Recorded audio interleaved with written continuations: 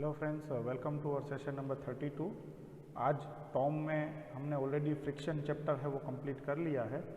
तो एक इम्पोर्टेंट जो क्वेश्चंस इसमें पूछे जाएंगे जीटीयू के अकॉर्डिंग हम इसका पेपर एनालिसिस करते हैं।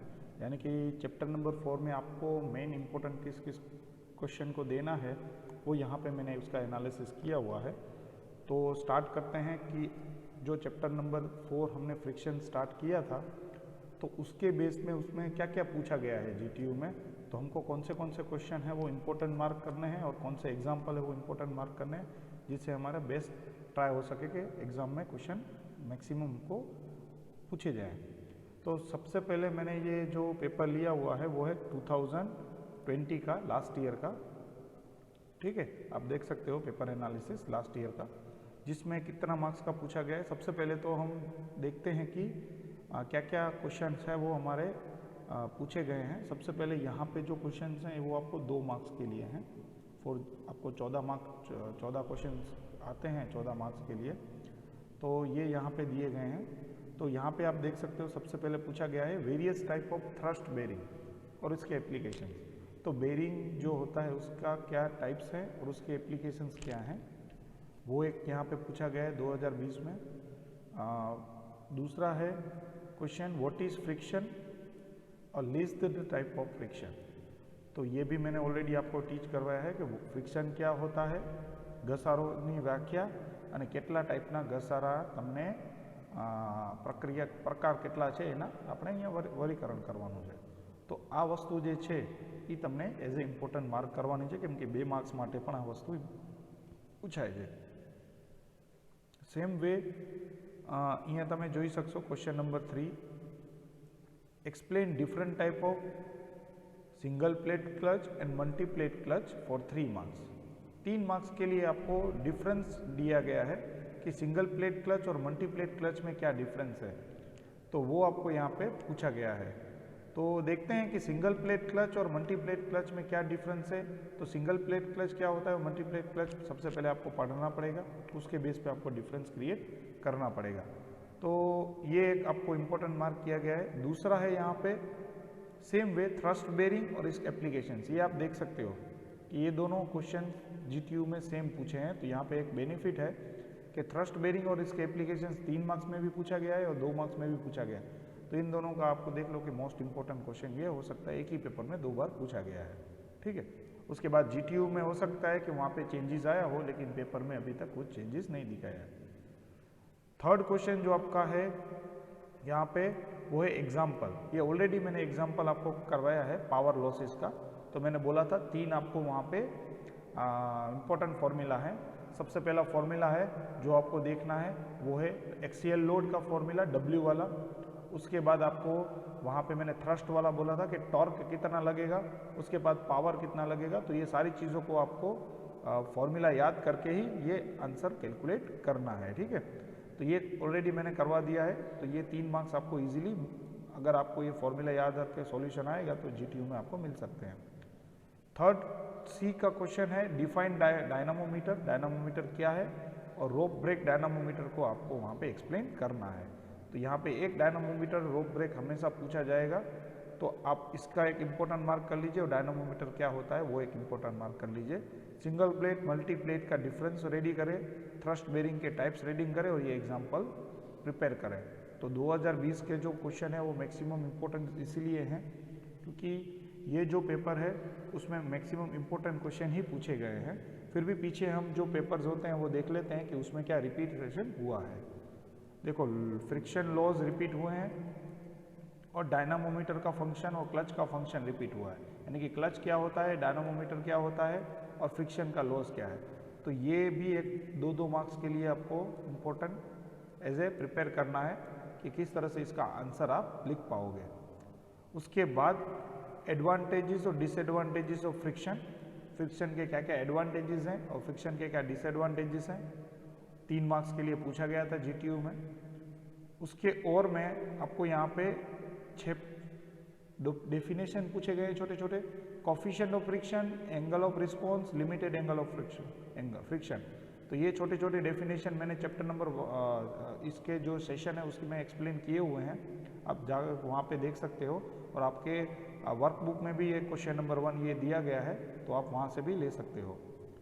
बी दिया गया है derivation of force pivot assuming the, ये मैंने करवाया नहीं है क्योंकि ये रेयरली पूछा जाता है, इसके और में कुछ ना कुछ आता रहता है, डेरिवेशन थोड़ा कॉम्प्लिकेटेड है।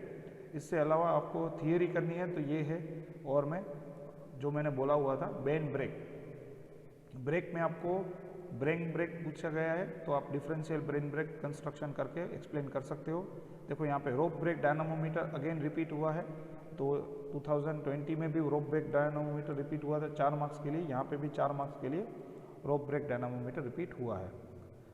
मल्टीप्लेट क्लच की ड्राइंग और यहाँ पे मल्टीप्लेट क्लच का डिफरेंस, यानी कि मल्टीप्लेट क्लच अगर आपको डिफरेंस भी आ जाएगा, उसकी ड्राइंग भी आपको आ जाएगी।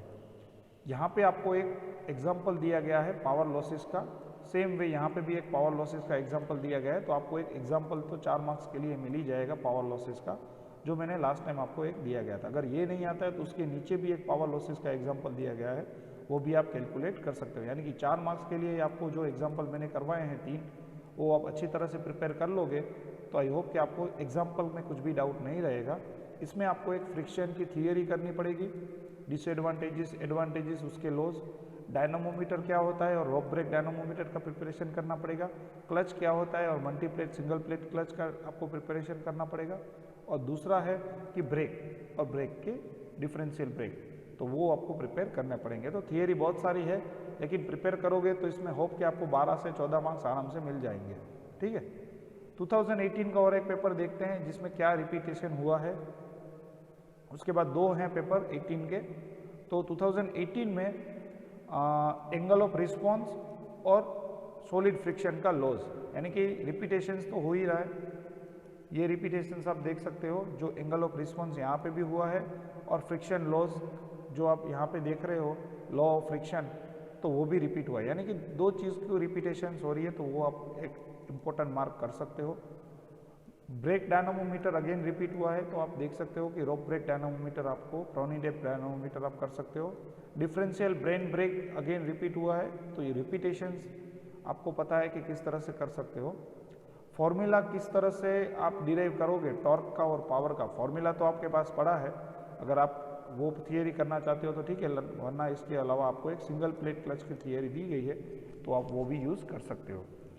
हाँ, ये एग्जाम्पल जो मैंने करवाया था मल्टी कॉलर वाला, तो ये आप एग्जाम्पल यूज़ करके भी 4 मार्क्स ले सकते हो। तो यहाँ पे आपको एग्जाम्पल्स, थियरी, इम्पोर्टेंस क्या किसको देना है, कहाँ पे कितना इम्पोर्टेंस देना है वो ज़रूरी है।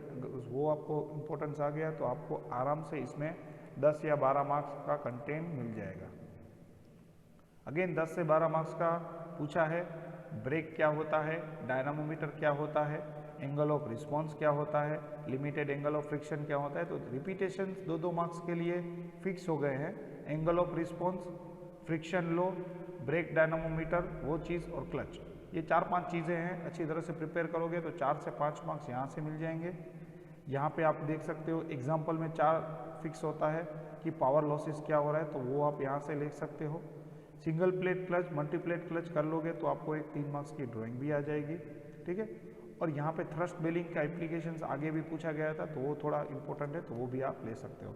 ये थियरी छोड़ दो क्योंकि वो और में निकल जाएगी, ये थोड़ी हार्ड है, तो ये थियरी करो, इसके बेस पे रिपीटेशंस भी होते हैं और आपको आराम से मार्क्स यहाँ पे मिल सकते हैं। ठीक है, तो 2008 में भी 10-12 मार्क्स का पूछा गया है 2 पेपर में, 12-14 मार्क्स का 2019 में और 20 में भी पूछा गया है। तो होप के 10 मार्क्स तो आपको पता है कि किस तरह से लेने हैं।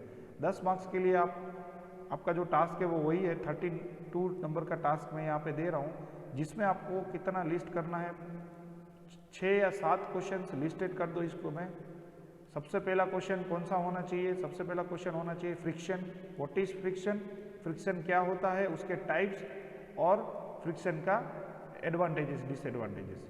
सेकंड क्वेश्चन थ्रस्ट बेरिंग क्या होता है, उसके एप्लीकेशंस क्या है।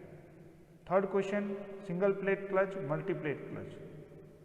फोर्थ क्वेश्चन डायनामोमीटर और ब्रेक डायनामोमीटर क्या होता है। ठीक है, उसके बाद थियरीज, किसकी थियरीज, तो रोप ब्रेक डायनामोमीटर या बेन ब्रेक डायनामोमीटर की थियरीज, और उसके बाद एग्जाम्पल्स जो मैंने करवाए हैं।